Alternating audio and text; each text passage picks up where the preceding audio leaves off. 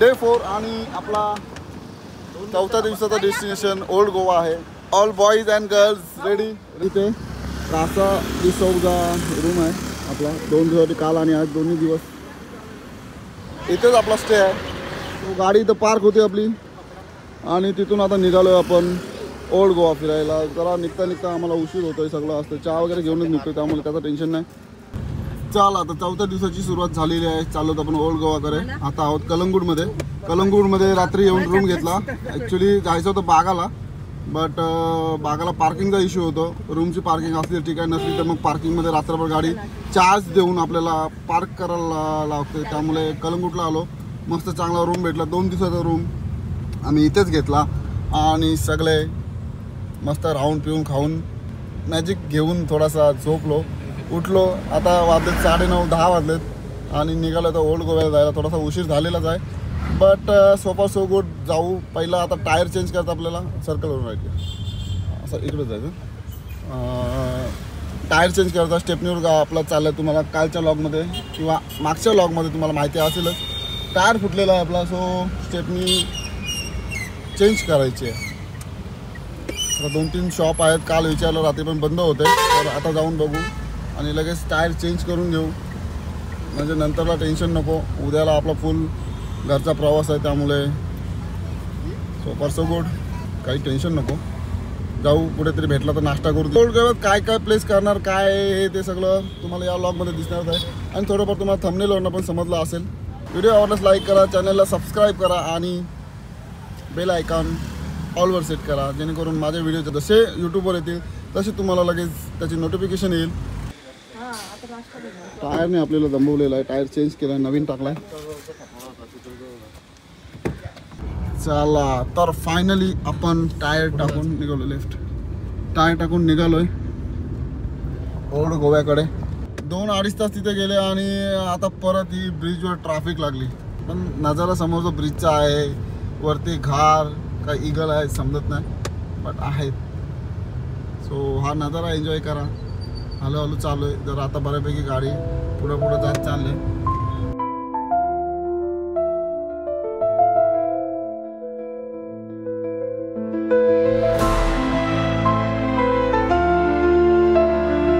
So हा जो रस्ता आहे ओल्ड गोव्याला जायचा तो जुना रस्ता आहे आणि शॉर्ट रस्ता आहे. बघा किती. एक बस या बाजूला बसते त्या बाजूनी कार आली तर थोडंसं दुसरी बस आली तर थोडासा प्रॉब्लेम होऊ शकतो बट निघतात त्यांच्या हिशोबात ते असतात.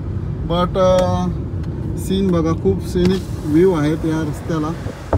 दुसरा एक नवीन रस्ता केला आहे तो नॉर्मल आपले जसे रस्ते असतात तसंच वाटेल तुम्हाला. पण हा रस्ता जर तुम्ही मॅपवर टाकाल बघाल एकदम नदीच्या बाजूने जातो आहे. तर खूप मस्त रस्ता आहे आणि मोस्टली ओल्ड गोव्याला जाताना म्हणजे पणजीमधून ओल्ड गोव्याला जाताना तुम्ही याच रस्त्याने प्रवास करा. बाकी सब बढिया.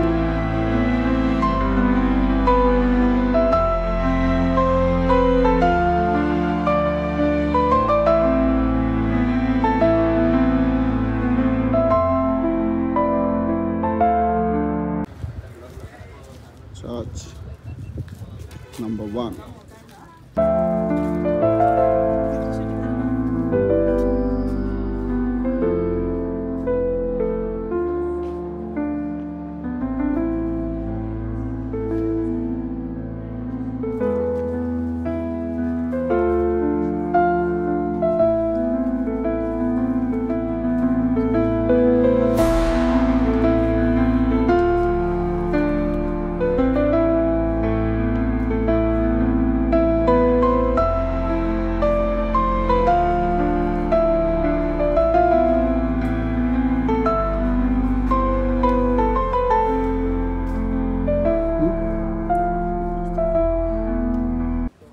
तर मित्रांनो हा चर्च बघितला आणि फोटो वगैरे काढले बाहेर. यांना अलाउड नाही आहे शॉर्टमध्ये आतमध्ये अलाउड नाही. सो ते बाहेरच आले. आम्ही आतमध्ये गेलो. कसं आहे ते दाखवलं. आतमध्ये फोटो अलाउड आहे बट माणसासोबत म्हणजे असं तुम्ही माणसाचा फोटो घेताय असं अलाउड नाही आहे. नुसता फोटो तुम्ही काढू शकता तिथे जे आहेत त्यांचं. सो हा मागे चर्च दिसत. दुसरा एक तिकडे चर्च आहे. इच्छा नाही आहे आता ऊन खूप लागतोय.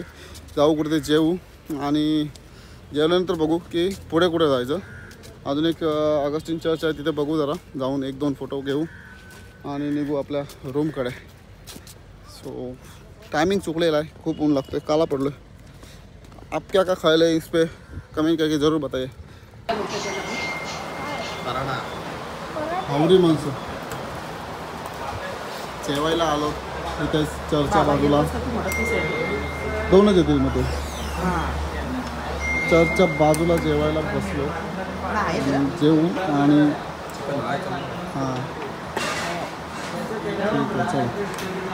चिकन अंडी मंगाए दो, रोटी और राइस खाना खाते और फिर मिलते. मित्रांनो हा चर्च इकडचा आपण बघितलं, हा आपण बघितला, बट कॅमेरा अलाउड नव्हता म्हणून आम्ही आतमध्ये कॅमेरा ओपन नाही केला. सो चालू आहे तर पुढे अजून एक चर्च आहे, पण तो तुटलेला आहे आणि तो आपल्याला बघायचा आहे. तो पण खूप फेमस आहे, ऑगस्टिन चर्च ऑफ गोवा. तो ऑगस्टिन चर्च पण हे जे 2 चर्च आहे त्याच्या बाजूलाच एक लेफ्टला घ्या.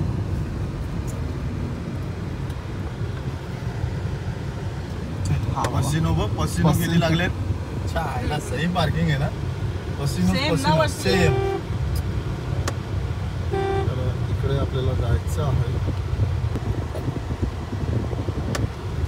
सो आय थिंक बरोबर आलोय, बरोबर चाललोय, आठवत नाही, बट देखते हैं अभी. हाँ यही आहे.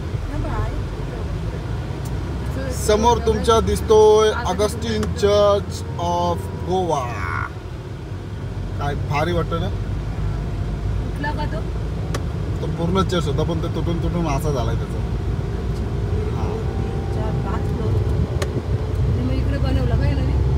काय तेवढं आपल्याला. संत ऑगस्टिन का गिरजाघर. हे बी संत का. इथं बघा गाडी लावा सावली. तर फायनली मित्रांनो ऑगस्टिन चर्चच्या इथे आपण आलेलो आहोत. आतमध्ये जाणार नाही आहोत, पण तुम्हाला आतला नजारा मी दाखवणार आहे कसा आहे काय आहे ते. कारण आपल्याकडे आहे ड्रोन, तो ड्रोन मी उडवणार आणि तुम्हाला दाखवणार. कारण हे बघा हे काय होते सीन. एवढा ऊन लागतं, 3 वाजलेले आहेत, त्यामुळे जास्त ट्रॅव्हल करायची इच्छा नाही आता. सो सावलीत आहोत इथेच फोटो काढतोय आणि खूप सुंदर फोटो येत आहेत इथे. तर हे ते दुसरे पण चर्च होते जे मागाशी आपण गेलो, तिथला पण ड्रोन शॉट येणार आहे, तिथला पण घेऊ. सो हे बघ आपला ओल्ड गोव्यातली जे प्लेस होते ते म्हणजे चर्चच होते मोस्टली, आणि मंदिरात वगैरे यांचे शॉर्ट्स आहेत, त्यामुळे जाऊ शकत नाही. चर्चमध्ये पण त्यांना एंट्री दिली नाही, त्यामुळे बाकी ठिकाणी जाऊन काय फायदा नाही. सो हेच एवढंच बघू आणि निघू आपण आता नॉर्थ गोवाकडे. गेलो तर करंगूट आपला रूमकडे, नाहीतर चापरा फोर्ट आणि एक पॅरा रोड.